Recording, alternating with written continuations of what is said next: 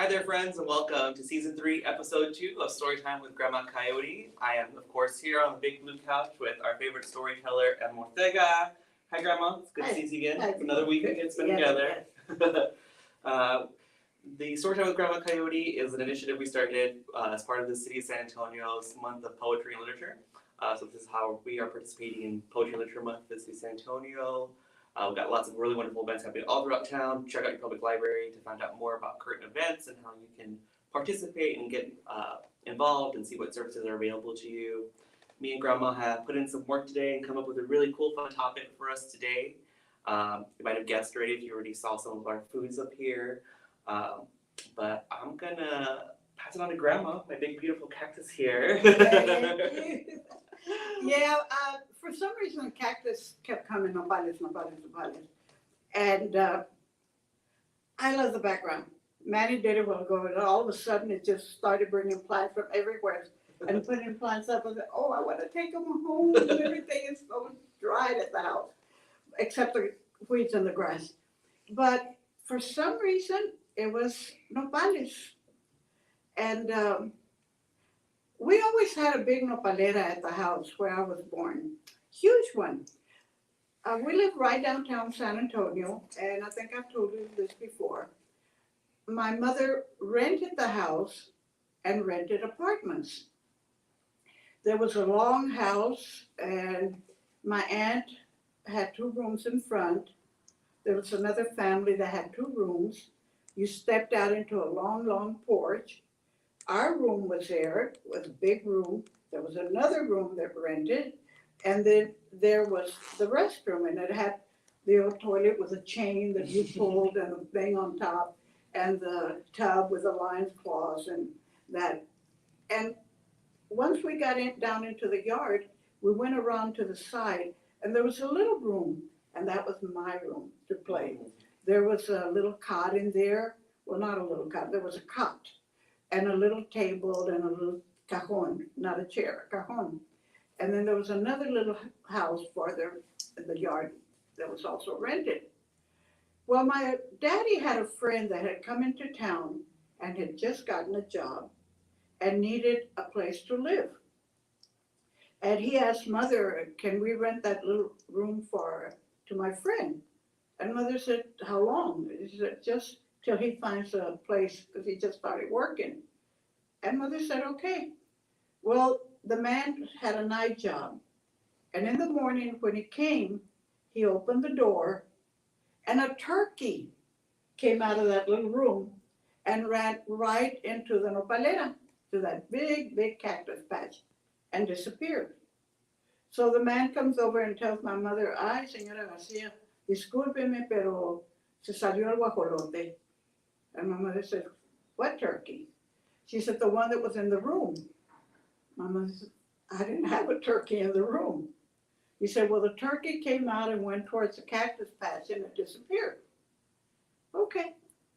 The next day, that night, the man goes to work. He comes in the morning, opens up the door, and the turkey comes out again. So he comes over again and tells my mother, the turkey is out again, and it went towards the cactus.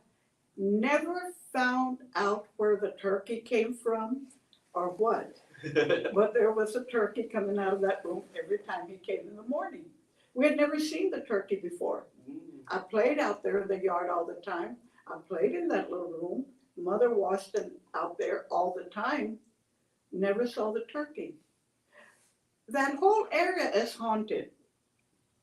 But to have a turkey as a ghost or something, that was hilarious because, yeah, we could see things at night. She could see them, and she was so brave to me, and she would follow them at night to go into the backyard to see where they went. There was nowhere they could go because there was like an 8-foot cyclone fence, and there were some trucks on the back. But when it rained, you could always see a woman, like a nun, dressed in white, walking in the mud, no signs of anything, no footprints or anything. Ooh. Yeah, so that whole area. On in downtown. Yeah, right downtown. Right, that Dwyer Street is all haunted. It's all haunted. There on Dwyer Street, there used to be a jail. So maybe it's something from there. Oh, never know. two men would always be fighting in the streets. It was reported right there, right? And you cross the street to go inside, the men are there fighting. You cross the street to go to this side, the men are there fighting. So that whole downtown area, around the courthouse, around San Fernando Cathedral, around that area, you wonder what kind of battles or what kind of murders happened around there, that this whole area was so haunted. And why I got away from that, I don't know. But you know me, The story that wants to come out always I go comes off. out. Yeah, it's gonna come out. But there were nopales in there. There was no nopalera. We would, this is a time that we would go for the nopales. My mother would always say, respeta los nopales. Okay, I'll respect the cactus. Didn't know what she was talking about, but my mother said it, so I did it. I was finally, one day I decided, Mama, what do you mean, of course in Spanish, what do you mean by respecting the cactus? She says, well, because when our people were here and they died, there was no time to make a coffin or anything out in the monte and the desert anywhere. So they would dig the hole, bury the person wrapped in blankets or whatever, bury the person, put the dirt on top, and then throw cactus on top of them so the animals could not get to the remains. And so that becomes a part of the earth, those remains. Those become part of the cactus. So always respect the cactus, because you don't know what grandmothers, grandfathers, relatives are under there. And so her way of how she treated them was, when we would go to cut cactus, she would take her box or her cardboard box or basket or plate or whatever. She would put a layer of mesquite leaves, cut the petals, put them on. Don't let them touch, because this one would get the thorns from this other one, the thing. And then put another layer of mesquite leaves and put another and stack like that. But they were always layered with mesquite leaves. Then she would come home and get her little box outside, sit on the steps, get her knife. She had a box. She had her cactus. She had a rock. She would cut the edge, hold it, cut the edge on the rock, clean the knife, and then start cleaning. Mm-hmm. Remember that so clear. I grew up with the nopalero too in my grandparents' yard, so I had a lot of memories of my grandparents just being hungry. They're all like, ¿Qué quieres a comer, vieja? And my grandma would go, like, oh, nopales, and so they just go out in the yard, and my grandma would go out there with her big machete and just stab a young tender nopal. Yes. With the big fork, and then she'd take her big knife and just hack it away, and then, like an expert, like without missing a beat, still holding it on a fork, she would just start skinning it with her knife, and like better than I could ever do it, because I would have just hacked it up. But she was skinning it beautifully, getting all the thorns off and doing the edges. I didn't like nopales growing up. I didn't have a taste for them. It was really something I thought only my grandparents really ate. But now as I gotten older and my taste buds have changed a little bit, and I've had it more regularly, I love nopales. I love nopalitos. Well, this is the season for them because they're young and Lent. Oh yeah, huge Lent. So we can't eat meat, so we would eat nopales. Mother did not make them in salad. I learned to make the salad in San Juan de los Lagos in Mexico. My husband would, before then, but my husband would stay asleep in the hotel room, and my son and I would go early in the morning out to see what we could find, to go to the mercado to have the coffees, café con leche, and the taquitos or whatever there was. And we were going through one of the streets, and there was a lady sitting on it was somebody's front door, it looked like, and she had the brasero, and she had tortillas de maíz, and she had the salad. And so, mijo, it was little. So we got some tacos de nopales like this and a salad. And we just sat on the curb and ate them. And we went and we ate in the mercado and we bought, then we went to the hotel, woke up my husband, and then he would go eat at a restaurant. He wouldn't eat in the street. He said it was too dirty. I said, there's a lot of flies. I said, you ought to know what the restaurant kitchens look like. I said, you do know because we deliver flowers through the, coming into the kitchens, and they're not clean. And I'd rather eat from this lady. So that's where I started eating the salads way back then.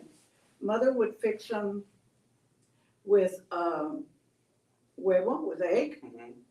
She would also do during Lent with the little shrimps, the little dried shrimps, Oh, I haven't and tried chile that. colorado. Oh, they taste so good. She would fix nopales in I don't know how many different ways. She would even make tortas de nopal. Okay. Tortas de camarón and tortas de nopal. And this were our lentil things with rice, and I can have a bowl of rice and just nopales on top, or just have tortillas and nopales in there. That's a meal for me. Oh, yeah. So I've been smelling this. Oh, I know. It's so early delicious. this Hard morning. to. It smells so good. So here we have some a nopal salad that Grandma made for us, for you all. And you want to tell us a little bit more about it, Grandma? Well, it's just a lot of chopped up onion, little onion, a lot of tomato, a lot of cilantro, and then you do lemon juice and olive oil, plenty of olive. And I used to throw away the salad, the cilantro that it comes dry, because there's gonna be cilantro at the bottom.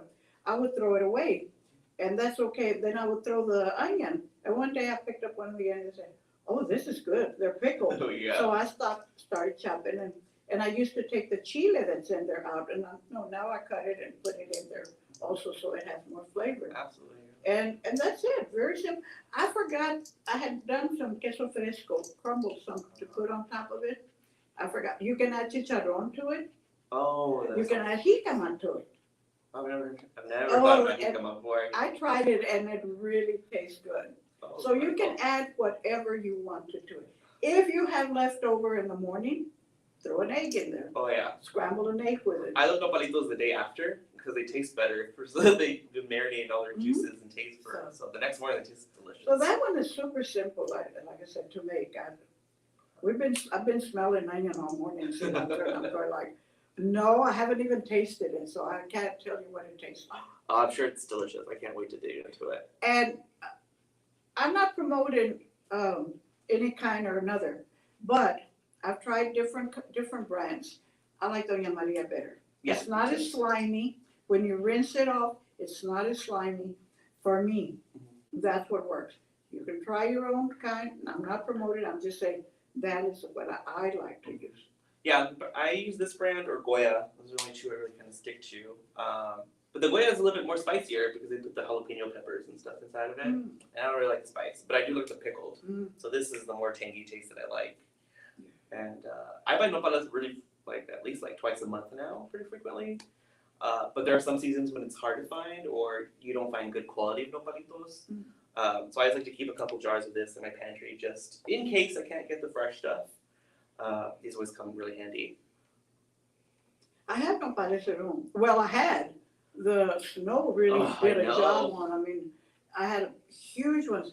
They're coming up in the back, and I'm trying to get rid of them. They're thornless. They don't have all those little stickers on them. But I have a big section in the middle that I really, really need to clear out in the backyard. And maybe I'll just take them out of there and put them in the corner of the yard. That way they can stay in the corner. But you don't want them to be too lonely. So we, going back to how do we respect, I hadn't thought about it. Our little puppy girl just died a couple of weeks ago. We buried her week before last. And ironically, I planted cactus on the back around her. Not on her, because we want to be able to visit and put flowers on her and that. But I hadn't even thought about it till right now that we said it. There's cactus going to be growing in the back, and there's a fence right there. And so, without thinking, I went back. Oh yeah, ancestral memory, right? We do Yeah. these things without even thinking about it sometimes. Ancestral memory, that's a beautiful way of saying it. And then, talk about your. Oh, that's right. I also brought prickly pear syrup. So twice a year, at least once a year during the high point of the summer. Usually during April because that's our right after the rains come and it's the hottest point of the year. The tunas are in full bloom and full ripeness. And so me and my husband go and collect our tunas off of our family ranch out in Lytle, and we process it, make our own jellies and syrups. Here we have simple syrup, a prickly pear syrup. It's a little hard to tell right now, but it has a kind of like a purplish tint to it. If you add a citric acid, like lemon juice to it, it turns into a very beautiful bubblegum, almost pink color to it. Makes it really popular for people to add it into their snow cones, or I see people make it into mixed drinks, or to make like mocktails. This is what people really look forward to when I make this, because it's my a stocking stuffer giveaway during Christmas, and everyone always loves it. And a little jar can last you a long time, so this little one jar is enough to make you 3 gallons of prickly pear juice. It's a really strong concentrate. Really wonderful thing about prickly pears is that even though they only have a short blooming season that they're ripe, once you process them into a syrup or jelly or jam, they have a shelf life of about 16 to 18 months. So you can enjoy prickly pears year round. You can also freeze them in your freezer, and you can eat them as ice cream or sherbet. That's one way my kids like to eat it. We'll just freeze the entire tuna in the freezer. After we've taken off burnt off all the little spinas and thorns off of it, we'll just put them in the freezer, and then we'll pull them out of the freezer and peel off the skin, and we just throw them in a blender and whip it up with a little bit of coconut milk and a little bit of sugar. Ooh. And it makes a really wonderful sorbet. Yeah. And it's wonderful. But yeah, I brought this one for you, so you can take it home and try it with your family. Yes, beautiful, beautiful. Yeah, I love prickly pear syrup. I love everything about it. I like making it, I like picking it, I like growing it.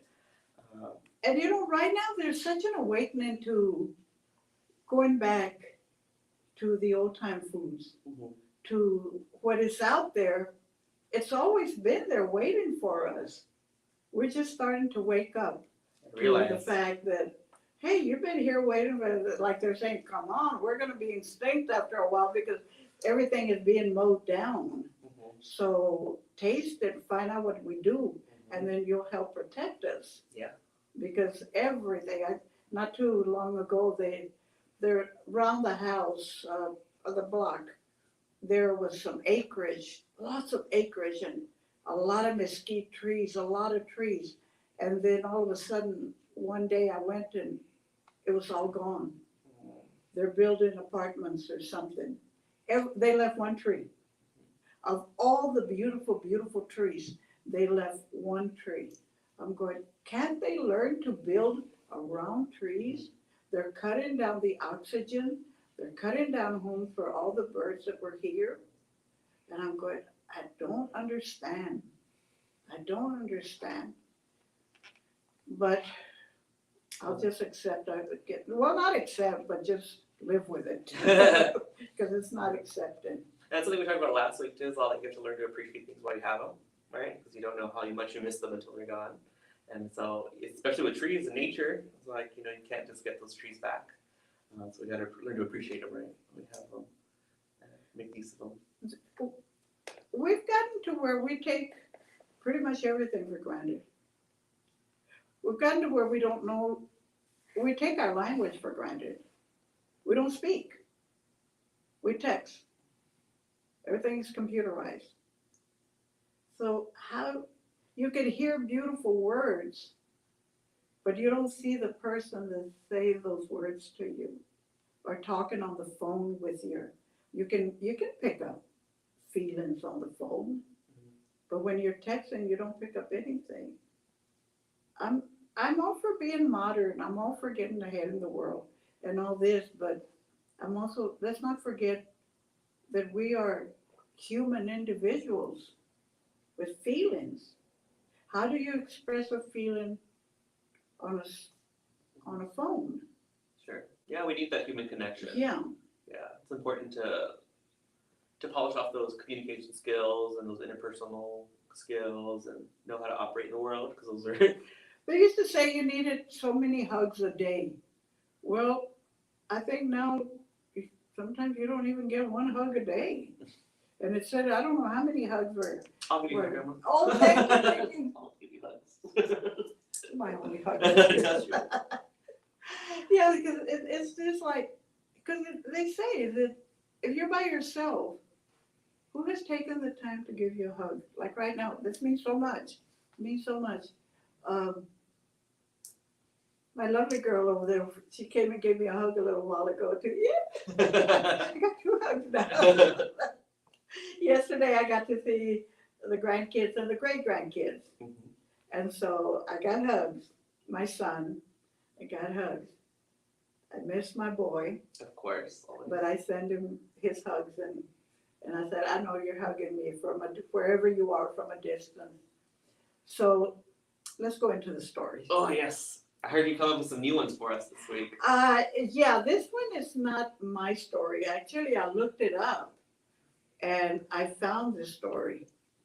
And it's about a cactus that lives in the desert. It's a very lonely cactus. There is no other cactus around it. So it just sits there all day long, and sometimes it cries so much that it just drains itself of water. And it talks to this desert sand all the time. Please, desert sand, send me a friend. I want a friend so bad. I'm so lonely. Nothing happens. Cries and cries itself to sleep, wakes up in the morning, the same thing again. Please, today, desert sand, send me a friend. Nothing happens. So again, it cries and drains itself, and be careful because it's a desert. There isn't too much water around. And so one day, a tortoise walks up to her, to the cactus, and sits right there, and cactus looks down and says, did desert sand send you? Are you going to be my friend? I want a friend so bad. Are you my friend? Tortoise looks up at cactus and says, no, I'm sorry. I can't stay here. I have to go find a safe place to lay my eggs.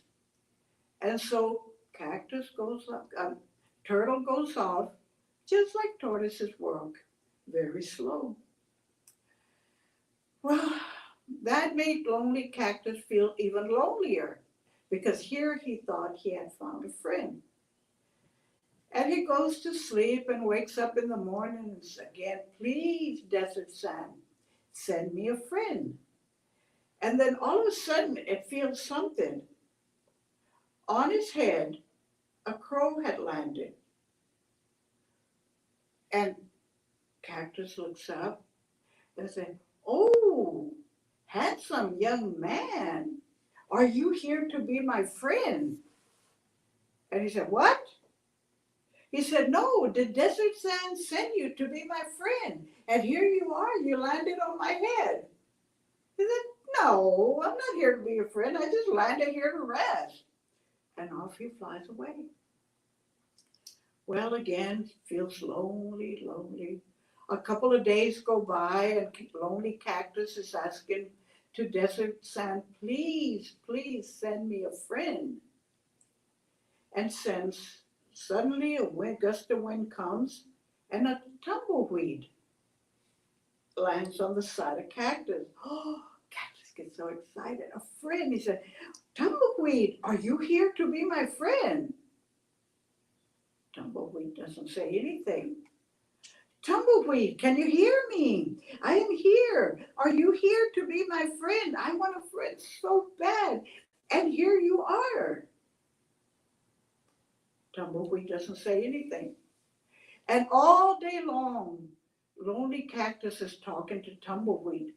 And tumbleweed says nothing. A gust of wind comes and blows tumbleweed away. Another day goes by. Lonely cactus is there. I'm crying again. I'm so lonely. Please, desert sand. I just want a friend, someone to speak to. Please send me a friend. Well, just about then, a crow comes by. And crow looks at him and another crow. He said, well, maybe this one is supposed to be my friend. And the crow, are you the one that's supposed to be my friend? Because the other one just flew away. Crow looks down and said, me? Be your friend? You must be kidding. Please, I would never be a friend to the likes of you. He said, oh, it is a good day. You gave me a good joke for today. Me being a friend to a cactus? Oh my God, I can't believe it. And it's, what a good joke. And he makes fun of it and flies away. Cactus frowns. He says, I would not want him for a friend. He would not make a very good friend. Then after a while, here comes Coyote. Coyote's there. Coyote, are you here to be my friend? Coyote, what? He said, are you here to be my friend? Who's talking? Me, Cactus. Are you here to be my friend? Oh, no, I can't be your friend. I said, I've got a lot of things to do. I have a pack I have to look after. I can't stay here and be your friend at all. So off he goes. Cactus all lonely again. A little bit later, here comes a little thing scurrying and goes up to him. What is it? What is it? What is it? Coming. He said, can I hide here? Can I hide here? They're after me. They're trying to get me. Can I hide here and be on you? It is a lizard. And Cactus gets all excited. Yes, yes, will you be my friend? She said, yes, if you'll hide me. Yes, of course I'll hide you. He said, oh, thank you, thank you. He said, my name is Dixie. What is your name? Cactus thinks about it and says, I don't have a name. You don't have a name? He said, no. Oh, we need to give you a name. I think we'll call you Pete. Pete the prickly cactus. He said, I like that. Well, not really, but it was better than no name at all.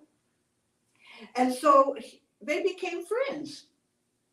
She said, can you tell me where you go during the day? She said, oh, yes. She said, but I have to hurry and come back because it gets too hot and then the other birds are after me. He said, oh, you can stay here. I'll keep you safe. I'll give you water when you need it. I'll give you shade when you need it. And my thorns will keep everybody else away. So every day Dixie would go about scurrying all over the place and do what she had to do and come back and tell him the stories of where she had been, what she had done, and how she had seen everything around, all the other animals, what they were doing. Cactus was so happy. Desert Sand had finally sent him a friend. And they became the best of friends. You never know what your friends are going to look like or where they're going to come from. No? Oh, that's such a beautiful story. It is. I actually looked up stories about cactus, and that one was one of the stories that was there. And so I wrote it down real quick, and then I'm writing and rewriting, trying to remember it. And I thought it was, yeah, sometimes we are like that. We're lonely and we don't know where that next friend is going to come by. And yeah, there are going to be those that make fun of us and laugh at us. Some people give you tough love. But there's always, Mother always said that for every buttonhole there was a button.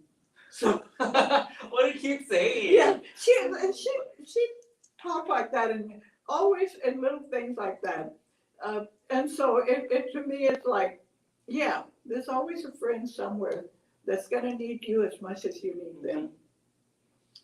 And so it's important to wait for the right friend too. That's all. Like when Cactus wanted like the tumbleweed to be his friend, he was all like, "We be a friend," he didn't get a response. Like sometimes no response is the answer.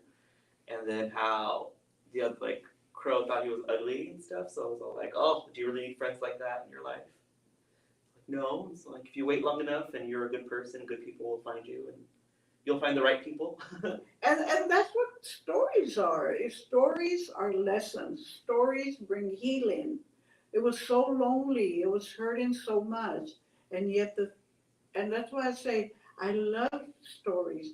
I love animal stories because they're teaching us these things. They're giving us these lessons, and using the animals, we're not insulting anybody. Hopefully, not even insulting the animals, but they're some of our greatest teachers. Oh, absolutely.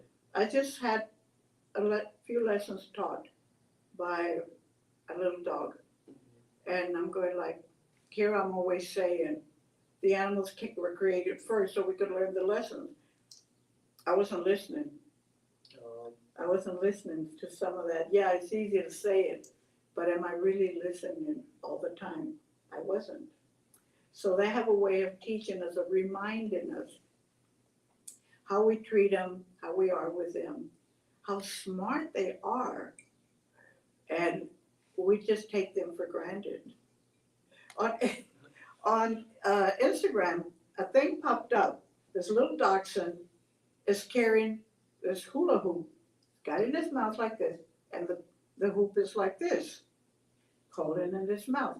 Well, he's going to go up the stairs. He's outside, up some steps, and he can't because the hoop is in the way. So he goes this way, looks around, and looks all over the place, and then he stops, puts the hoop down, gets in the hoop, picks it up over here, and so now the hoop is like this, and he's inside the hoop, and then he can walk up with a hoop all around him. Had the best time playing around the yard with that hoop around his mouth, but the hoop is this way on him, not this way the way it was before. A clever dog. Yes. Problem solver. And then they showed another one where she's gonna go wash, and her and her dog are picking up all the clothes, putting it into a basket. They go down to where the washing machine and dryer are. The dog helps her put the clothes in the machine. They're both doing it. And then they sit there and wait a while. Clothes is done. Open the washer. They put in the clothes. The dog is helping pull up the clothes and put it in the dryer. They do, and then it's dry. So she's folding, and the dog is trying to do something, put it in the basket. It was so sweet. One of the comments was, "Can you teach my 28-year-old son to do that?" Because the dog can do it, and her 28-year-old son can't do it yet. So that's what it's like. Also, I have a dog, and and he knows a few tricks, but I'm like, man, my dog's never helped me do the laundry before. Well, these that are popping up on Instagram, they are hilarious. And why I'm going off on animals right now, well, because we were talking about animals. There is one that the daddy cat, they bring his kitten to show it to him. And he looks at the cat, and that's a baby kitten, just kind of like a newborn. And the cat looks at it, the daddy cat, the cat, they go, ah! So, after a while, they did convince him that that's your kitten, your baby kitten. You better love it. So he's out there loving it. But his first reaction was to throw up. He couldn't believe it. I'm going, where did these people get these animals from? This so funny. Well, just like people, right? They have personalities. And so there's a lot of that popping on Instagram right now. And there was stuff with rabbits for things that rabbits are doing. And they're actually videos. And I'm sitting there looking at them. Forget what the humans are doing. I want to see what the animals are doing because they are hilarious. And I love animals. I don't have any, well, I have a few cats. They're not mine. They come over, they eat, and then they go back to their homes. In the morning, they come and eat, and then you see them going across the street to the other homes and the backyard and everywhere. But they know that there's going to be food there. So they just come and eat. So, that was fun. We're just like going through memory lane today, just like all sorts It of is. things. It is. All day today we've been like going down this little rabbit hole of like all past memories and how we celebrate the holidays with our families and like how Nopales was playing a big role in the foods that we eat around again. What do y'all do for Easter? Oh, my family, we go really big for Easter. It's probably my favorite holiday is Easter.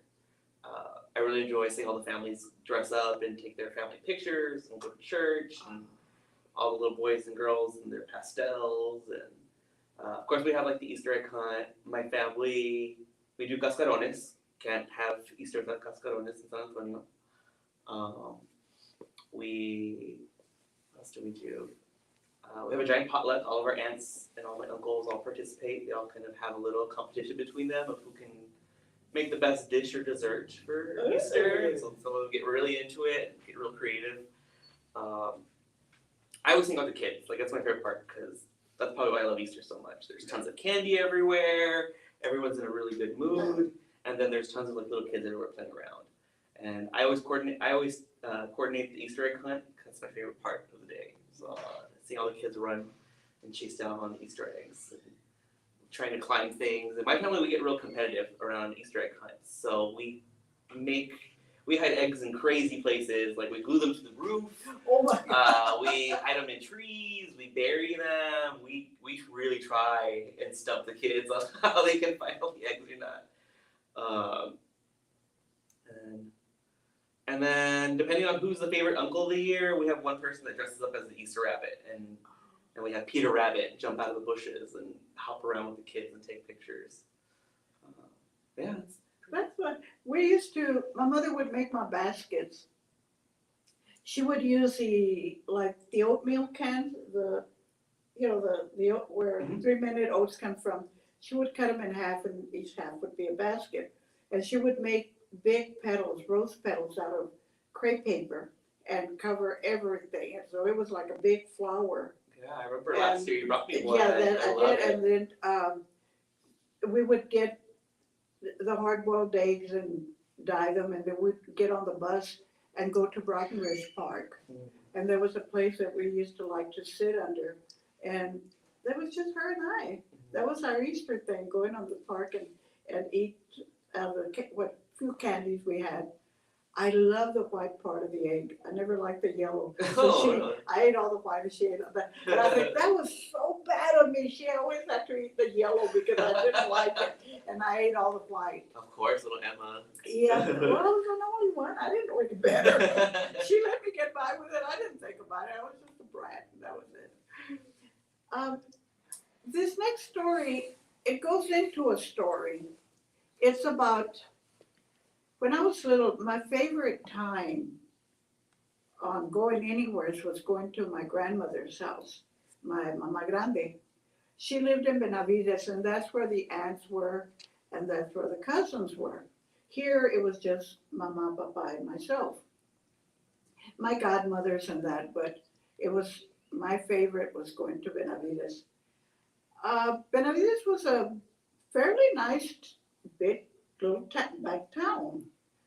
It's down to almost nothing now, but it wasn't real nice. The railroad runs right through the town, and my grandmother lived on this part, and the church and the park and everything were on that part from the railroad.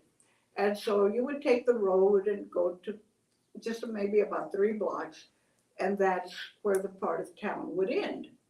It was a road filled with all these pretty little rocks. They were all in pinks and yellows and pretty little pebbles, beautiful pebbles. Everything was in color. And then the people that lived there, then there was another gravel road, and then there was a monte. That was it. My thing was, I played with my cousins, got into a lot of trouble, did a lot of things that shouldn't have done, almost decapitated one of my cousins and cut the finger off of another cousin. It was all by accident. We were just playing. We were little. We didn't know any better. But still, it was me that ended up doing everything I shouldn't.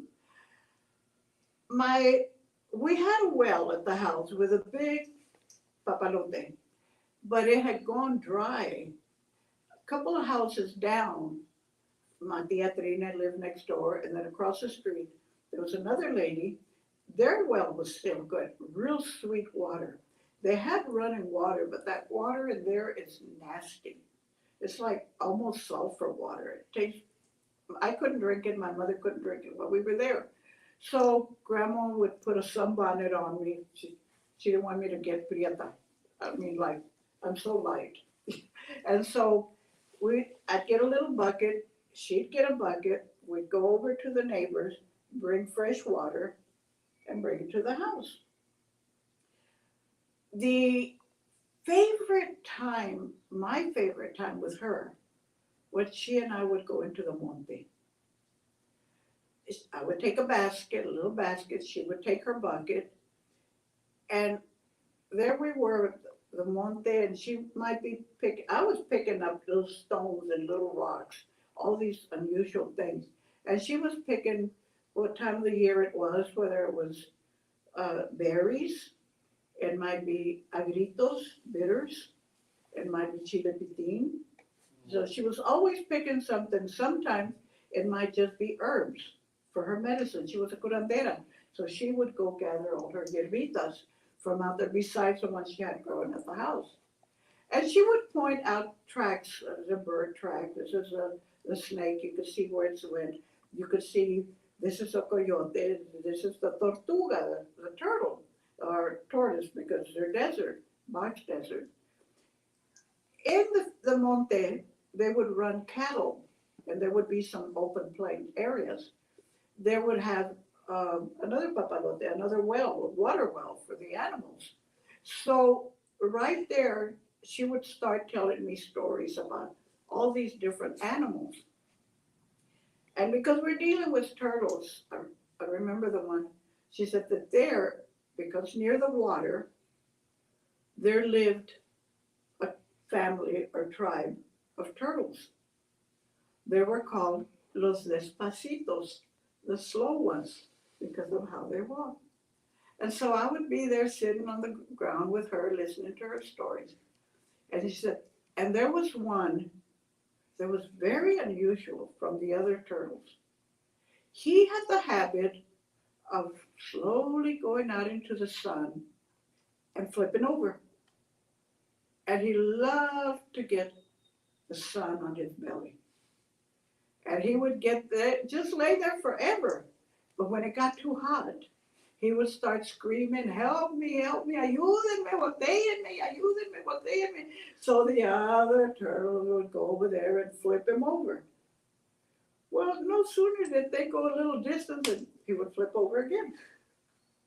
And there he'd be enjoying the sun. Ayúdenme, ayúdenme, por favor, botéenme, botéenme, turn me over, please help me. So here go the other guys and flip him over. He was always doing that. And after a while, after a long, long while, they decided, we're not going to do it anymore. Mm-hmm. He can stay out there and get burned. We don't care. He's not going to do it. Well, sure enough, he flipped over in the hot sun. And there he is yelling for help and screaming for help and everything. And they're not listening to him at all. Well, he's really burning. His belly is really getting hot. His undershell is getting hot. And him under that undershell is really getting hot. And so he's boiling in there and yelling and everything. And they're not listening to him. ¿Quién le manda? And so one of them did feel sorry. So there he went and with his nose and with his head, trying to flip him over. And finally, he flipped him over. But by then, he's pretty well burned up, sunburned. And so he didn't do it anymore. He learned his lesson because they kept waiting. He's going to do it. He's going to do it. No, he didn't. He learned his lesson. And my grandmother would bring that. That's why I put the sunbonnet on you so you don't get burned like the turtle. Is it, ten cuidado, summer is coming and you're going to get sunburned. So summer is coming, and if you don't have good suntan lotion, be careful because you may end up to be a turtle just like that one. And you don't want to be a sunburned turtle. And these are the stories that my grandmother would make up and tell me. Teach you the lessons, right? Yeah, and again, there goes the lessons. And I always had to wear a sunbonnet when I went out with her because she didn't want me to get burned, que me quemara. And being with her was always an adventure. Her stories were on the moment, on the spur of the moment, whatever track she would decide, whether it was talking about the snake or if it was talking about the bird tracks and what it did. She would say one thing about the tortolitas, the little mourning doves. And I've been hearing them for a while now already. And And I would have loved to ask her, Mamá Grande, ¿qué dicen las tortolitas? What do they say? Ah, dice, muchachos que quieren comer tuna, adiós, pastor. And so when I hear little mourning doves, I hear that, muchachos que quieren comer tuna, adiós, pastor. There's so Little many of nursery those rhymes. things that my grandmother used to do. Oh. It was so much fun. She was a little short little lady, like about my height, a lot thinner than me. She always wore a long skirt, black skirt, with a drawstring, a big pocket, a white handkerchief in the pocket, loose little material, wool, soft materials, because it was hot out there, and her chongo, always gray hair and a bun.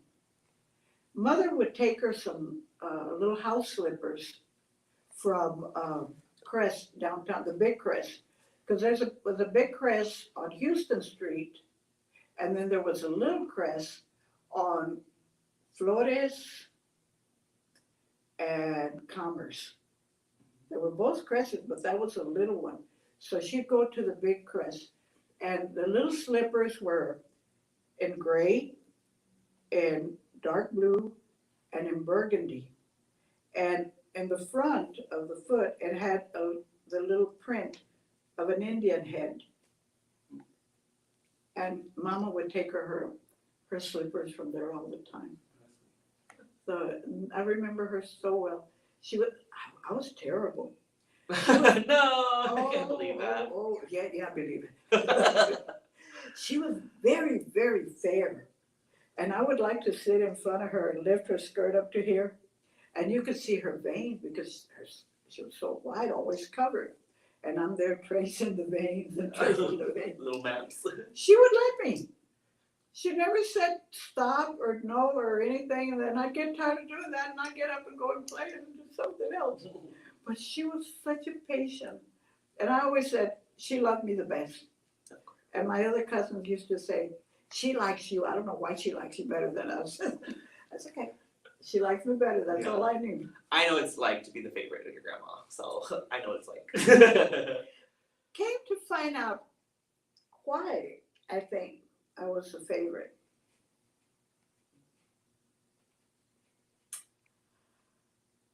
I didn't know. My cousins made fun of me one time, and I didn't know why they said what they did. But I'd ignore it. I went and told her, and she said, don't pay attention to them. Déjalos, no les pongas atención. Came to find out when I was 18 years old that the reason I had become the favorite was because I had been adopted. I had not been wanted as a child, as a baby. I was born at the house where I lived with my mother and daddy. This young girl came and had me. I never saw it as anything bad. I always thanked her, always blessed her when I found out. It dawned on me what had happened, because it took a while to sink in.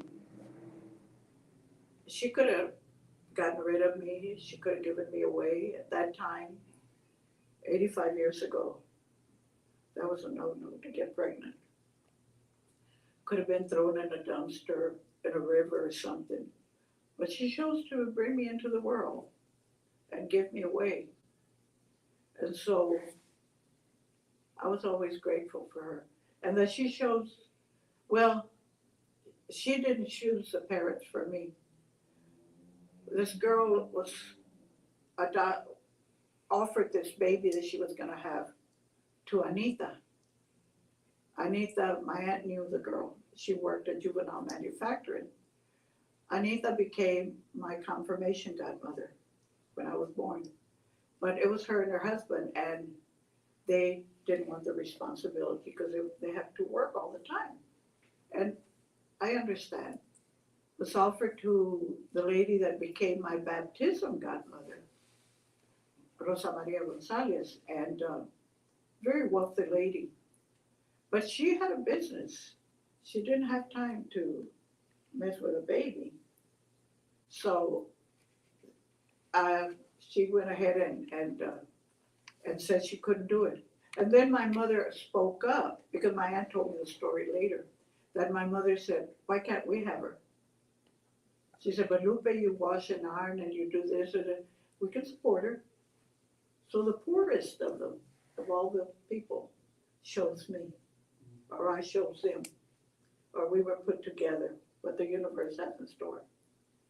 And then later on found out that that's why I had become my grandmother's favorite. She chose you. And I was chosen. All the way around, I was chosen by the right people. And I never regretted how I came into the world. I just hope that girl didn't suffer, that's all. Something my elders have always, like a number of my elders have always taught me is that you have your birth family, which is, you know, your mother, your father, your siblings, brother, sister, your grandparents, and those things. But then of course you have your chosen family, and those can be anyone, you know, that plays one of those roles. You know, it doesn't have to be your mother, but someone who acts motherly towards you. And it doesn't have to be your sister, but someone who acts sisterly towards you. And so I'm very blessed that I have so many wonderful adopted family out there, and I'm very blessed now that my idea of family has changed and has become so much bigger.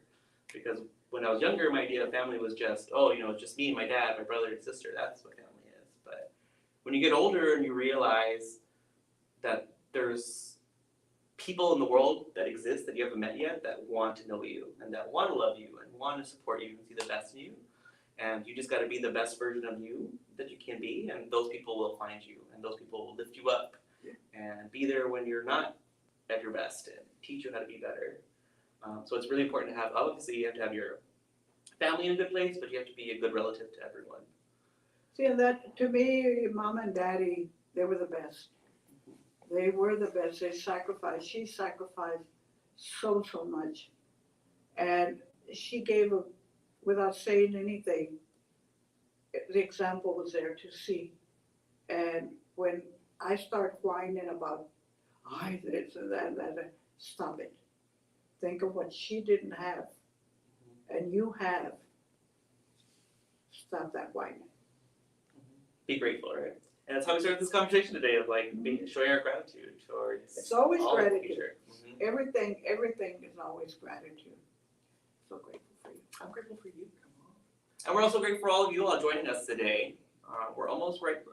And for those 2 people that are back there doing all the work, telling us 5 minutes, 2 minutes, you're over the limit now. We got a great production team helping us out. That brings our episode for an end for today. Thank you all out there for listening to us and partaking. We hope that you enjoyed this conversation with us. Of course, we'll be here next Monday from 4 to 5 p.m. Again on Facebook Live, Instagram Live, and YouTube. Find us on social media. You can follow us by finding our acronym at AIT-SCM. Of course, follow Grandma Emma on social media as well under Grandma Coyote and Ortega. We look forward to seeing you all next week, and we hope you have a great one. Adios.